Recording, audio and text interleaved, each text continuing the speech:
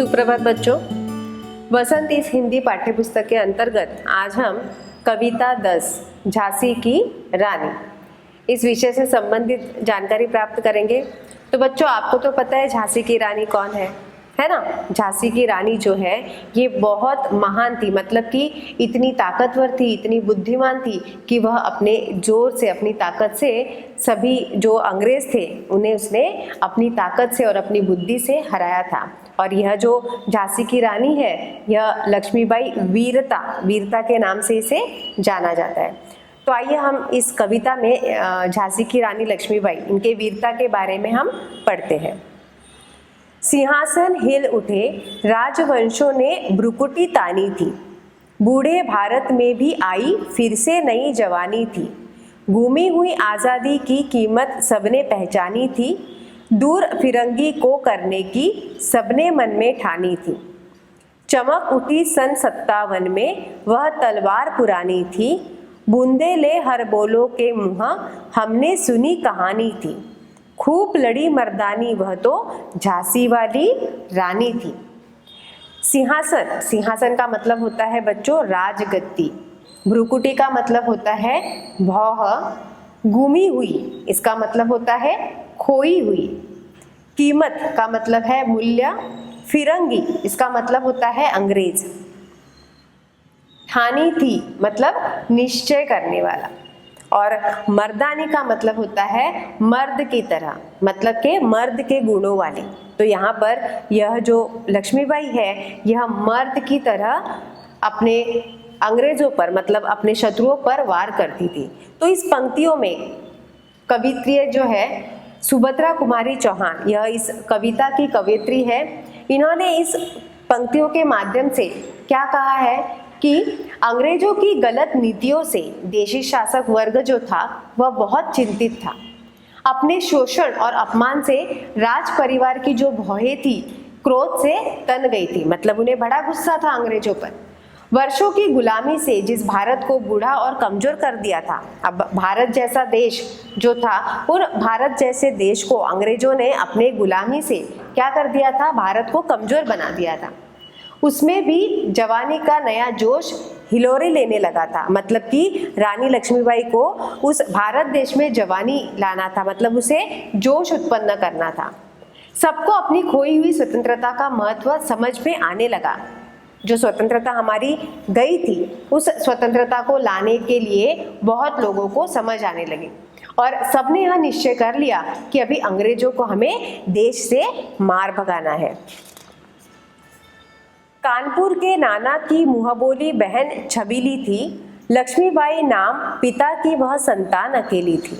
नाना के संग पढ़ती थी वह, नाना के संग खेली थी। बरछी ढाल कृपाण कटारी उसकी यही सहेली थी। वीर शिवाजी की गाथाएं उसको याद जबानी थी। बूंदे ले हर बोलो के मुँह, हमने सुनी कहानी थी। खूब लड़ी मर्दानी, वह तो झांसी वाली रानी थी। अब इस पंक्तियों के माध्यम से जो कवयित्री है वह कहना चाहती है कि झांसी की रानी लक्ष्मीबाई अपने पिता की इकलौती संतान थी। बचपन से ही वह अपने नाना साहब की क्या करती थी, उनके साथ रही, उनके साथ पढ़ी बली और उनके साथ ही खेलती थी। बचपन से रानी लक्ष्मीबाई को नाना साहब जो थे वे क्या कहते थे, छबीली इस नाम से पुकारते थे। और यह जो थी अपनी, मतलब इसे अपनी बहन मानते थे। यह दिखने में बड़ी सुंदर थी। उसकी दोस्ती केवल बरछी ढाल कटार और तलवार से ही थी, मतलब कि वह इन्हीं के साथ रही है, इन्हीं के साथ पड़ी बली है। तो बरछी ढाल कृपाण कटारी यही उसकी बचपन से सहेली है। शिवाजी की वीरता की गाथाएं उसके जुबानी याद है, मतलब शिवाजी की जो भी कहानी है उसे याद है। बुंदेलखंड के हरबोले कहते हैं कि वह एक महान योद्धा थी। कौन थी वह महान योद्धा थी? जो युद्ध में मर्दों की तरह लड़ती थी, मर्दों की भांति लड़ती थी, मतलब मर्दों की तरह वह लड़ती थी। लक्ष्मी थी या दुर्गा थी वह, स्वयं वीरता की अवतार। देख मराठे पुलकित होते उसकी तलवारों के वार। नकली युद्ध व्यूह की रचना और खेलना खूब शिकार। सैन्य घेरना दुर्ग तोड़ना ये थे उसके प्रिय खिलवाड़। महाराष्ट्र कुल देवी उसकी भी आराध्य भवानी थी। बुंदेले हर बोलो के मुँह हमने सुनी कहानी थी। खूब लड़ी मर्दानी वह तो झांसी वाली रानी थी। अवतार का मतलब क्या होता है बच्चों? जन्म। पुलकित का मतलब होता है खुश। व्यूह रचना, इसका मतलब होता है युद्ध में दुश्मन को घेरने की कला। सैन्य मतलब सेना। दुर्ग मतलब होता है किला। खिलवाड़ का मतलब होता है खेल। आराध्य, आराध्य मतलब जिसकी हम आराधना करते हो। और भवानी, भवानी मतलब दुर्गा देवी। तो कवयित्री इस पंक्तियों के माध्यम से हमें कहना चाहती है कि यह कहना बहुत ही मुश्किल था कि रानी लक्ष्मीबाई जो थी वह लक्ष्मी थी, दुर्गा थी, या स्वयं वीरता ने उसके रूप में जन्म लिया था, क्योंकि वो वीरता थी। उसकी तलवारबाजी मराठों में प्रसन्नता की लहर भर देती थी। नकली युद्ध, दुश्मनों को घेरना, शिकार करना, सेना घेरना, किले तोड़ना, यही बचपन में रानी के प्रिय खेल थे। मतलब वे खेल खेल में ही दुर्ग तोड़ देती थी, सैन्य को घेर लेती थी, शिकार करती थी, दुश्मनों को घेर लेती थी, यही उसके प्रिय खेल थे। महाराष्ट्र की जो कुलदेवी है माँ दुर्गा, उसकी वह पूजा किया करती थी, क्योंकि वह उसकी आराधना करती थी। बचपन से ही रानी लक्ष्मीबाई में वीरता के संस्कार भरे हुए थे। बुंदेलखंड के हरबोले उस साहसी वीरांगना के पौरुष की कथा गा गा कर सुनाते थे कि यह जो झांसी की रानी है यह मर्दों जैसी लड़ती है। हुई वीरता की वैभव के साथ सगाई झांसी में, ब्याह हुआ रानी बन आई लक्ष्मीबाई झांसी में। राजमहल में बजी बधाई, खुशियाँ छाई झांसी में। सुबट बुंदेलों की विरुदावली सी वह आई झांसी में। चित्रा ने अर्जुन को पाया, शिव ने मिली भवानी थी। बुंदेले हर बोलो के मुँह हमने सुनी कहानी थी। खूब लड़ी मर्दानी वह तो झांसी वाली रानी थी। वैभव का मतलब होता है समृद्धि, सुख, संपत्ति। ब्याह, ब्याह का मतलब होता है शादी या विवाह। सुबट, सुबट का मतलब होता है वीर योद्धा। विरुदावली, विरुदावली का मतलब प्रशंसा और यश के जो हम गीत गाते हैं। तो इस पंक्तियों के माध्यम से कवयित्री हमें बताना चाहती है कि वीरता की प्रतीक रानी लक्ष्मीबाई, इनका विवाह सुख समृद्धि के प्रतीक झांसी के जो राजा है जिनका नाम है गंगाधर राव, उनके साथ रानी लक्ष्मीबाई का विवाह हुआ था। राजमहल में हर तरफ खुशियां ही खुशियां छाई थी। बधाई के गीत हर तरफ गाए जा रहे थे। बुंदेलखंड के वीर योद्धाओं के यश का गीत जो दुनिया गाती है, रानी लक्ष्मीबाई का उस गीत को चरितार्थ करने झांसी के महलों में आई थी। ऐसा प्रतीत हुआ जैसे चित्रा ने अर्जुन को पा लिया और शिव ने भवानी को। आज भी हम देखते हैं कि बुंदेलखंड के हरबोलों के मुख में हम उस साहसी रानी की कथा सुनते हैं जिसने पुरुषों की तरह टक्कर दी थी। उदित हुआ सौभाग्य, मुदित महलों में उजियाली छाई, किंतु कालागति चुपके चुपके काली घटा घेर लाई। तीर चलाने वाले कर में उसे चूड़िया कब भाई, रानी विधवा हुई हाय, विधि को भी नहीं दया आई। निसंतान मेरे राजा जी, रानी शोक समाधनी थी। बुंदेले हर बोलो के मुँह हमने सुनी कहानी थी। खूब लड़ी मर्दानी वह तो झांसी वाली रानी थी। उदित होना, उदित होना का मतलब होता है उगना। सौभाग्य, सौभाग्य का मतलब सुख। मुदित का मतलब होता है प्रसन्न। उजियाली मतलब रोशनी या उजाला। कालागति का मतलब होता है समय का चक्र। काली घटा मतलब विपत्ति, यहाँ पर काली घटा का मतलब है विपत्ति, सामना या समस्या। कर, कर का मतलब होता है हाथ। विधि, विधि का मतलब होता है भाग्य, भाग्य बनाने वाले।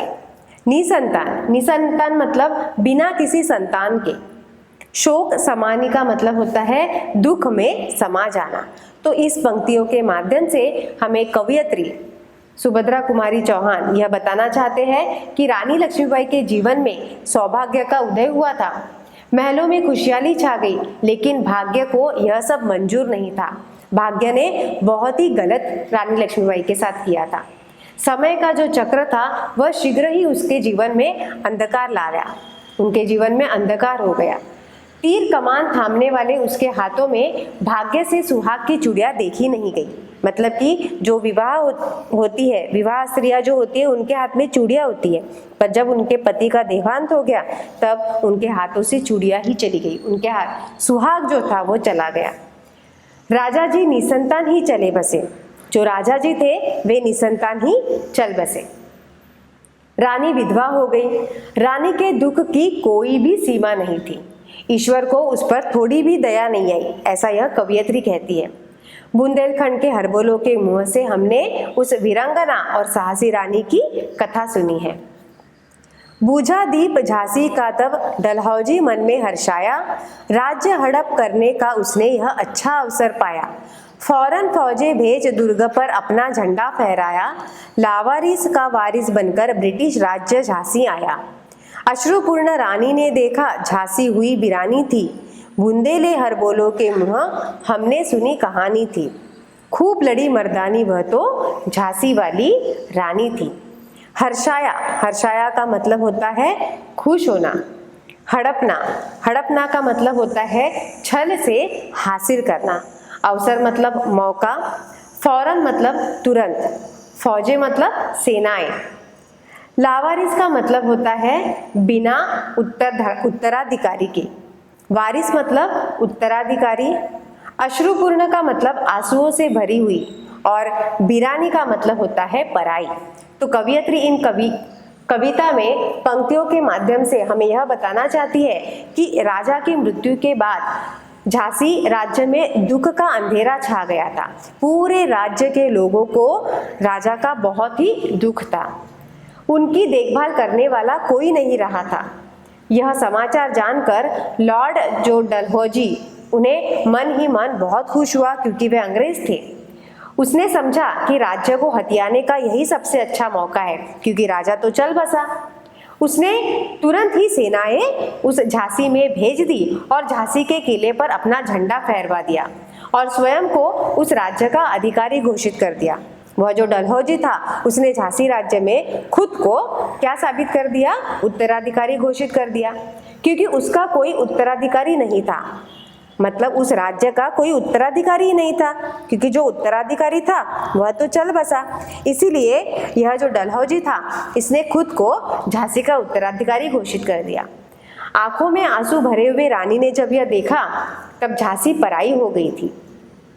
वहां अजीब सी नीरवता छाई हुई थी, बहुत ही दुख छाया हुआ था। और बुंदेले हरवालों के मुंह से हमने उस हिम्मत वाली रानी की कहानी सुनी है जो जमकर दुश्मनों से लड़ी थी। अनुनय विनय नहीं सुनता है विकट फिरंगी की माया, व्यापारी बन दया चाहता था जब यह भारत आया। डलहौजी ने पैर पसारे अब तो पलट गई काया, राजाओं नवाबों को भी उसने पैरों ठुकराया। रानी दासी बनी बनी यह दासी अब महारानी थी, बुंदेले हरबोलों के मुँह हमने सुनी कहानी थी। खूब लड़ी मर्दानी वह तो झांसी वाली रानी थी। अनुनय विनय, अनुनय विनय मतलब प्रार्थना करना। विकट का मतलब होता है अजीब या कठिन। माया का मतलब होता है चाल। काया पलटना मतलब बदलाव आ जाना। तो कवियत्री इन पंक्तियों के माध्यम से हमें यह कहना चाहती है कि अंग्रेजों की जो चालाकियां थी उन्हें समझना बहुत ही कठिन था। किसी की प्रार्थना, ये जो अंग्रेज थे ये किसी की भी प्रार्थना नहीं सुनते थे। जब वे व्यापारी बनकर भारत आए तब उन्होंने हमसे दया मांगी थी। यही अंग्रेज हमारे भारत पर हमसे दया मांगने लगे और ये व्यापार करना चाहते थे। तब हमारे भारत ने सच में उन पर दया दिखाई। लेकिन अब ये जो डलहौजी है इसने देश में अपना राज्य विस्तार आरंभ कर दिया है। मतलब राज्यों को विस्तार करना उसने शुरू कर दिया है। उसका स्वरूप अब बदल गया है। राजाओं और नवाबों को भी वह अपने पैरों की धूल के समान समझने लगता है। नवाबों और राजाओं की जो रानियां हैं उन रानियां क्या हो गई है, अभी दासियां बन गई है, और अंग्रेज महिलाएं जो है वे महारानियां बनती चली जा रही है। बुंदेले हरबोलों के मुंह से हमने लक्ष्मीबाई की वीरता की सभी कहानियां सुनी है। छीनी राजधानी दिल्ली की, लिया लखनऊ बातों बात, कैद पेशवा था बिठुर में, हुआ नागपुर का भी घात। उदयपुर, तंजौर, सतारा, कर्नाटक की कौन बिसात, जबकि सिंध, पंजाब, ब्रह्म पर अभी हुआ था व्रजनिपात। बंगाले, मद्रास आदि की भी तो यही कहानी थी, बुंदेले हरबोलों के मुँह हमने सुनी कहानी थी। खूब लड़ी मर्दानी वह तो झांसी वाली रानी थी। देहली, देहली मतलब हमारे भारत की राजधानी जो दिल्ली है उसे देहली कहते हैं। कैद, कैद का मतलब होता है बंद।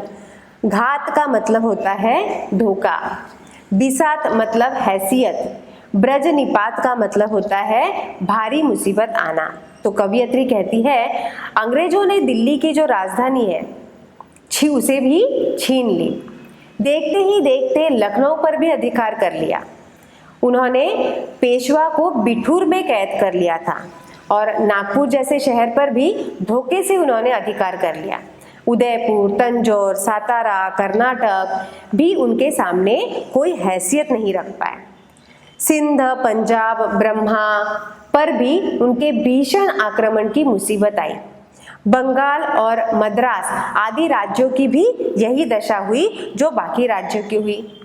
बुंदेले हरबोलों के मुंह से हमने इनकी कथा के साथ रानी लक्ष्मीबाई की वीरता की कथा भी सुनी है। रानी कोई रनिवासों में बेगम गम से थी बेजार, उनके गहने कपड़े बिकते थे कलकत्ते के बाजार। सरेआम नीलाम छापते थे अंग्रेजों के अखबार, नागपुर के जेवर ले लो, लखनऊ के ले लो 9 लाख हार। यो पर्दे की इज्जत पर देशी के हाथ बिकानी थी, बुंदेले हरबोलों के मुँह हमने सुनी कहानी थी। खूब लड़ी मर्दानी वह तो झांसी वाली रानी थी। रनिवास का मतलब होता है रानी के रहने का स्थान। बेगम का मतलब होता है बादशाह की पत्नी। गम मतलब दुख। बेजार मतलब होता है दुखी, परेशान। सरेआम मतलब खुलेआम।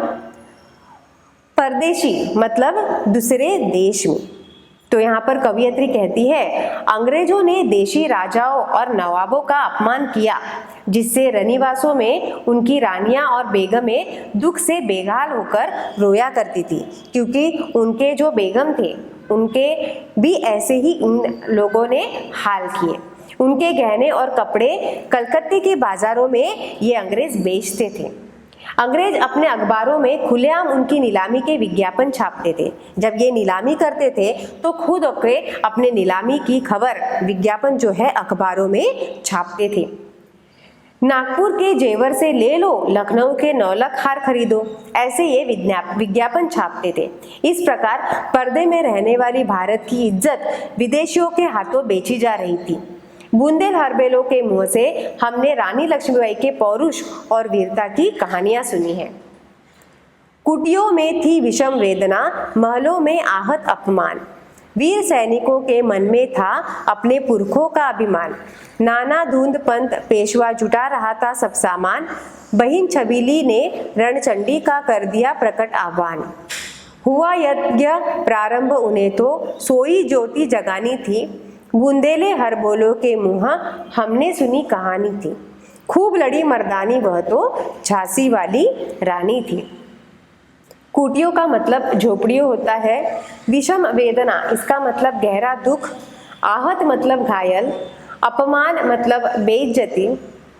पुरखों मतलब पूर्वजों। अभिमान मतलब गर्व। जुटाना मतलब होता है इकट्ठा करना। रणचंडी का मतलब युद्ध की देवी। आह्वान मतलब बुलावा और प्रारंभ का मतलब होता है शुरू। तो सुभद्रा कुमारी चौहान जो है वह इन पंक्तियों के माध्यम से हमें यह बताना चाहती है, अंग्रेजों की नीतियों से सभी लोग जो थे वे आक्रोश में थे। झोपड़ियों में रहने वाले जहां गहरा कष्ट झेल रहे थे, वही महलों में रहने वाले अपने अपमान से आहत थे, मतलब अपने अपमान सहते थे। मतलब कि यहाँ पर गरीबों को भी दुख था और महलों में रहने वाली जो महिलाएं थी उन्हें भी अपमान सहन करना पड़ता था। दूसरी ओर देश के वीर सैनिक अपने पूर्वजों से अभिमान के भाव से भरे हुए थे। नाना धुंधुपंत पेशवा उसी समय युद्ध के लिए आवश्यक सामग्री जुटाने में लगे हुए थे। उधर उनकी छबीली बहन लक्ष्मीबाई ने रणचंडी का रूप धारण करके युद्ध का ऐलान कर दिया, क्योंकि वह वीर थी। इस प्रकार युद्ध का वह पावन यज्ञ शुरू हुआ जिससे देश और देशवासियों के हृदय की सोई हुई ज्योति को जगाना था। और उनकी सोई हुई ज्योति किसने जगाई? तो रानी लक्ष्मीबाई ने। बुंदेले हरबोलों के मुंह में हमने उस महान और वीरांगना रानी की कहानी सुनी है। महलों ने दी आग, झोपड़ी ने ज्वाला सुलगाई थी। यह स्वतंत्रता की चिंगारी अंतरतम से आई थी। झांसी चेती, दिल्ली चेती, लखनऊ लपके छाई थी। मेरठ, कानपुर, पटना ने भारी धूम मचाई थी। जबलपुर, कोल्हापुर में भी कुछ हलचल उकसानी थी। बुंदेले हरबोलों के मुँह हमने सुनी कहानी थी। खूब लड़ी मर्दानी वह तो झांसी वाली रानी थी। ज्वाला का मतलब होता है बच्चों लपट। अंतरतम मतलब होता है हृदय। चेती मतलब सावधान। उकसाना मतलब भड़काना। उकसाना मतलब होता है भड़काना। तो यहाँ पर कवियत्री कहना चाहती है इस क्रांति में पूरा जो देश था वह भागीदार था। मतलब ये जो युद्ध था, इस युद्ध में पूरे देश ने सहभाग लिया था। महलों में रहने वालों ने इस आग को प्रज्वलित किया और झोपड़ी में रहने वालों ने इसकी लपेटों को और तेज बनाया। मतलब कि झोपड़ी में जो रहने वाले थे वे भी उनके साथ शामिल हो गए। स्वतंत्रता की यह चिंगारी देशवासियों के हृदय में आई थी। मतलब देशवासियों को किसी भी हाल में अपने देश को स्वतंत्रता देनी थी और वे भड़के हुए थे। उनने अपने मन में जिद ठानी थी कि हमारे देश को हम स्वतंत्रता दिला के रहेंगे। क्रांति की इस लहर ने झांसी और दिल्ली को सावधान कर दिया। लखनऊ को भी इसने अपने लपेटे में ले लिया। मेरठ, कानपुर और पटना में भी क्रांति का जोर था। जबलपुर और कोल्हापुर में भी कुछ चिंगारियां भड़क रही थी। यह कहानी हमने बुंदेले हरबोलों के मुंह से सुनी है। इस क्रांति में झांसी की रानी ने बढ़ चढ़कर भाग लिया है। इस स्वतंत्रता महायज्ञ में कई वीरवर आए काम। नाना दुंदू पंत, तातिया, चतुर अजीमुल्ला सरनाम, अहमद शाह मौलवी, ठाकुर कुंवर सिंह सैनिक, अभिराम। भारत के इतिहास गगन में अमर रहेंगे जिनके नाम। लेकिन आज जुर्म कहलाती उनकी जो कुर्बानी थी। बुंदेले हरबोलों के मुँह हमने सुनी कहानी थी। खूब लड़ी मर्दानी वह तो झांसी वाली रानी थी। महायज्ञ, महायज्ञ का मतलब महान एवं पवित्र कार्य। वीरवर का मतलब होता है बहादुर, काम आना, मतलब शहीद होना। सरनाम का मतलब होता है प्रसिद्ध। अभिराम, अभिराम का मतलब होता है सुंदर। गगन मतलब आकाश। जुर्म, जुर्म का मतलब होता है अपराध। और कुर्बानी, कुर्बानी का मतलब होता है बलिदान। तो इन पंक्तियों के माध्यम से कवियत्री हमें बताना चाहती है कि स्वतंत्रता के इस महान एवं पुनीत कार्य में कई बहादुर शहीद हुए, अपने उन्होंने प्राण त्याग दिए। इनमें नाना धुंधु पंत, तातिया और चतुर अजीमुल्ला प्रसिद्ध है।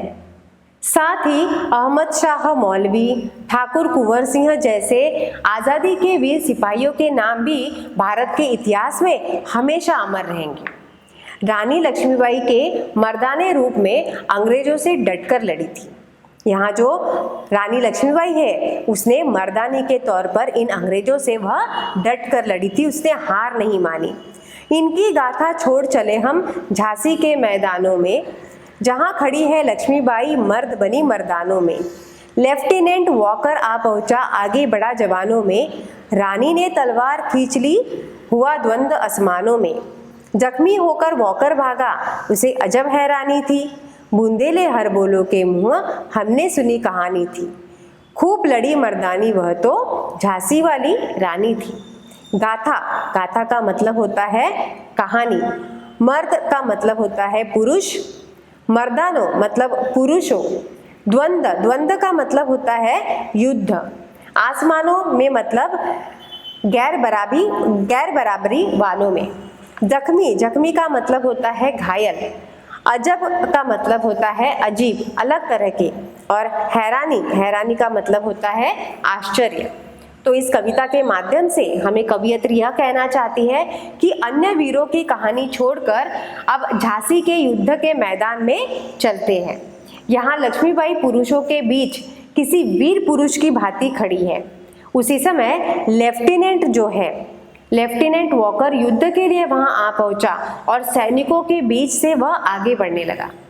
रानी ने भी तलवार खींच ली और उन दोनों के बीच युद्ध होने लगा। मतलब किनके दोनों के बीच? रानी लक्ष्मीबाई और लेफ्टिनेंट वॉकर, इन दोनों के बीच घमासान युद्ध होने लगा, जो पूर्णतः कैसा था? असमान था, मतलब गैर बराबरी में। रानी लक्ष्मीबाई की वीरता के सामने वॉकर टिक नहीं सका, क्योंकि इतने वीर से, इतने हिम्मत से वह रानी लक्ष्मीबाई उस वॉकर से टकराने लगी थी। और आखिरकार वह लेफ्टिनेंट वॉकर जो था वह घायल होकर, हतबल होकर वहां से भाग गया। बुंदेले हरबोलों के मुंह से हमने उस वीरंगना के पौरुष की कथा सुनी है जो जमकर अंग्रेजों से लड़ती है। रानी बड़ी कालपी आई, कर 100 मील निरंतर पार, घोड़ा थककर गिरा भूमि पर, गया स्वर्ग तत्काल सिधार। यमुना तट पर अंग्रेजों ने फिर खाई रानी से हार, विजयी रानी आगे चल दी, किया ग्वालियर पर अधिकार। अंग्रेजों के मित्र सिंधिया ने छोड़ी राजधानी थी, बुंदेले हरबोलों के मुंह हमने सुनी कहानी थी। खूब लड़ी मर्दानी वह तो झांसी वाली रानी थी। निरंतर, निरंतर मतलब होता है लगातार। भूमि का मतलब होता है धरती। तत्काल का मतलब होता है उसी समय। स्वर्ग सिधारना मतलब कि मरना। अधिकार का मतलब होता है कब्जा करना। और राजधानी, राजधानी मतलब राजधानी। कवियत्री आगे कहती है, रानी आगे बढ़ी और लगातार 100 मील तक घोड़ा दौड़ते हुए कालपी पहुंची। ये एक जगह का नाम है। घोड़ा थक कर धरती पर गिर गया और मर गया। यमुना के किनारे पर रानी ने फिर से अंग्रेजों को हराया। फिर से यह जो रानी लक्ष्मीबाई थी, यह अंग्रेजों से युद्ध करने लगी। विजयी होकर वह आगे बढ़ी, वह हार नहीं मानी, वह आगे बढ़ी और ग्वालियर पर भी उसने अधिकार किया। वहां के राजा सिंधिया अंग्रेजों के मित्र थे। वे अपनी राजधानी छोड़कर भाग खड़े हुए, क्योंकि वे कहीं तो भी रानी लक्ष्मीबाई से डरे हुए थे। बुंदेलखंड के हरबोलों के मुख से हमने वीरता पूर्वक लड़ने वाली रानी लक्ष्मीबाई की कहानी सुनी है। विजय मिली पर अंग्रेजों की फिर सेना घिर आई थी। अब के जनरल स्मिथ सन्मुख था, उसने मुंह की खाई थी। काना और मंद्रा सखिया रानी के संग आई थी। युद्ध क्षेत्र में उन दोनों ने भारी मार मचाई थी। पर पीछे फिरोज आ गया, हाय घिरी अब रानी थी। बुंदेले हरबोलों के मुंह हमने सुनी कहानी थी। खूब लड़ी मर्दानी वह तो झांसी वाली रानी थी। सन्मुख का मतलब होता है सामने। मुंह की खाना मतलब हार जाना। सखिया मतलब सहेलिया। क्षेत्र मतलब होता है स्थान या मैदान। और मार मचाना मतलब क्या होता है? मारकाट करना। तो यहाँ पर कवियत्री कहना चाहती है कि रानी विजयी होकर आगे बढ़ ही रही थी कि अंग्रेजों की सेना ने फिर से रानी लक्ष्मीबाई को घेर लिया। इस बार उनका सामना जो था वो किनके साथ था? जनरल स्मिथ के साथ था, जिसे उन्होंने परास्त किया। रानी के साथ उनकी और भी सहेलियां काना और मंद्रा थी। युद्ध के मैदान में उन दोनों ने भारी तबाही मचाई थी, लेकिन तभी पीछे से यूरोज आ गया और रानी चारों ओर से दुश्मनों से घिर गई। मतलब कि यूरोज ने रानी लक्ष्मीबाई को चारों ओर से घेर लिया। बुंदेले हरबोलों के मुंह से हमने उसी वीरंगना रानी लक्ष्मीबाई की कहानी सुनी थी। वह अंग्रेजों से मर्दानी के साथ लड़ती थी। तो भी रानी मार काट कर चलती बनी सैन्य के पार, किंतु सामने नाला आया था यह संकट विषम अपार। घोड़ा अड़ा नया घोड़ा था, इतने में आ गए सवार। रानी एक शत्रु बहु तेरे, होने लगे वार पर वार। घायल होकर गिरी सिंहनी, उसे वीर गति पानी थी। बुंदेले हरबोलों के मुंह हमने सुनी कहानी थी। खूब लड़ी मर्दानी वह तो झांसी वाली रानी थी। चलती बनी इसका मतलब है आगे बढ़ी। सैन्य मतलब सेना। संकट मतलब परेशानी, विपदा। विषम मतलब कठिन। अपार मतलब जिसे पार न किया जा सके। अड़ा मतलब रुक गया। शत्रु मतलब दुश्मन। बहुतेरे, बहुतेरे का मतलब होता है बहुत सारे। वार मतलब हमला। सिंहनी मतलब शेरनी। वीरगति मतलब शहादत, बलिदान। तो इन पंक्तियों में कविता में कवियत्री कहना चाहती है, अंग्रेजों की सेना से घिरी होने पर भी रानी ने अंग्रेजों के बीच भारी मारकाट मचाई। फिर भी इतनी घायल थी वह, फिर भी उसने सभी को मार काटा और शत्रु सेना को पार करके वह और आगे बढ़ती गई। तभी सामने एक नाला आया। इस विपत्ति को पार करना अत्यंत कठिन था, क्योंकि उसका घोड़ा नया था और अड़ गया था। जिस घोड़े पर रानी लक्ष्मीबाई बैठी थी वह घोड़ा नया था और वह अड़ा हुआ था, मतलब रुक गया था। इतनी देर में अंग्रेज घुड़सवार आ पहुंचे। घोड़े पर सवार इतनी ही समय में पीछे से अंग्रेजों ने उन पर वार किया। अकेली रानी अनगिनत शत्रुओं से लड़ने लगी। तब उस समय जब अंग्रेजों ने उस पर वार किया, तब रानी लक्ष्मीबाई अकेली थी। वार पर वार होते रहे और अंततः शेरनी के समान वह वीरांगना घायल होकर गिर पड़ी। उसे देश के लिए शहीद होना ही था। बुंदेले हरबोलो के मुख से हमने यह कहानी सुनी थी कि अंग्रेजों के साथ जमकर लड़ने वाली उस वीरांगना रानी ने अपने प्राणों को देश हित में न्यौछावर कर दिया। रानी गई सिधार चिता अब उसकी दिव्य सवारी थी। मिला तेज से तेज, तेज की वह सच्ची अधिकारी थी। अभी उम्र कुल 23 की थी, मनुज नहीं अवतारी थी। हमको जीवित करने आई, बन स्वतंत्रता नारी थी। दिखा गई पथ सिखा गई हमको, जो सीख सिखानी थी। बुंदेले हरबोलो के मुँह हमने सुनी कहानी थी। खूब लड़ी मर्दानी वह तो झांसी वाली रानी थी। सिधारना का मतलब होता है मृत्यु को प्राप्त होना। दिव्य का मतलब होता है अलौकिक, जो इस लोक का नहीं है। तेज का मतलब होता है आभा। मनुज का मतलब होता है मनुष्य। अवतारी मतलब ईश्वर का रूप। नारी मतलब स्त्री, महिला। पथ का मतलब रास्ता। सीख का मतलब होता है शिक्षा। कवियत्री आगे कहती है कि अंत में रानी मृत्यु को प्राप्त हो गई, मतलब अंग्रेजों ने उस पर इतने वार किए कि आखिरकार वह देश को प्यारी हो गई, उसकी मृत्यु हो गई। चिता पर ही उसकी अलौकिक यात्रा निकली। उसका तेज अग्नि के तेज में मिल गया।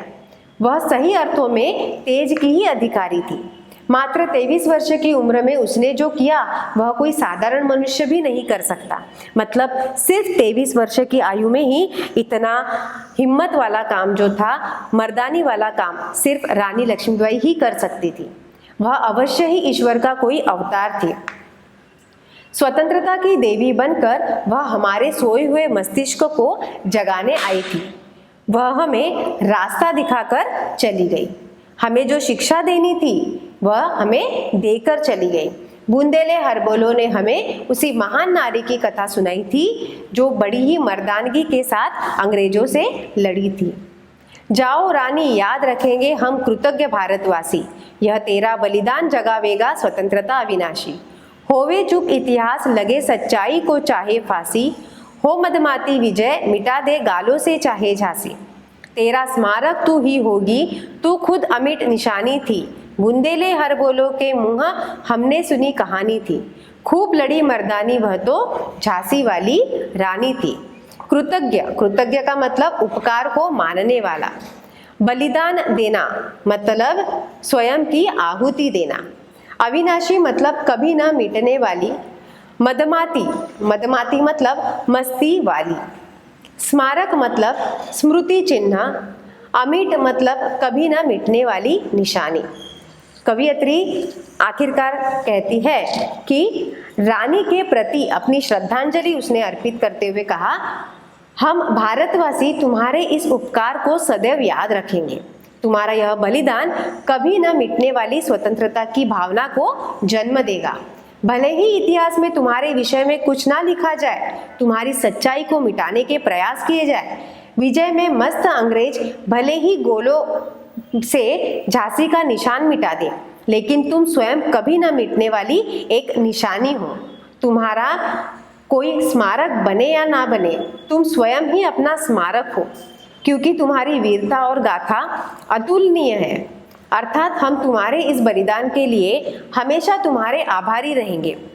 लक्ष्मीबाई की वीरता की यह कथा हमने बुंदेलखंड के हरबोलों के मुंह से सुनी है। तो इस तरीके से इस कविता में कवयित्री सुभद्रा कुमारी चौहान बहुत ही अच्छे शब्दों में रानी लक्ष्मीबाई के वीरता का उन्होंने वर्णन किया है और इस तरीके से यह कविता यहाँ पर समाप्त होती है। धन्यवाद।